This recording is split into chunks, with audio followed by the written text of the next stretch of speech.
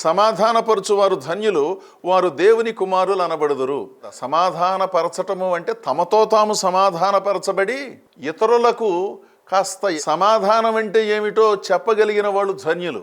ఉన్న సమాధానాన్ని పోగొట్టే మనుషులు బయలుదేరారు.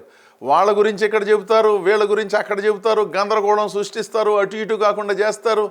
వీళ్ళు స్థిరపడటం వాళ్ళకి ఇష్టం లేదు కనుక ఆయన నిన్ను ఇలా అన్నాడు, ఈమె నిన్ను ఇలా అన్నదని చెప్పి మధ్యలో పోట్లాట పెట్టి ఉన్న సమాధానాన్ని ఎగరగొట్టేసే వాళ్ళు ఉంటారు. వాళ్ళ చుట్టూ తిరగమాకండి. వాళ్ళ ఆనందం ఏంటంటే ఉన్న సమాధానాన్ని పోగొట్టడమే. మీ కుటుంబ సభ్యులతో సమాధానం ఉన్నదా? మీతో మీకు సమాధానం ఉన్నదా?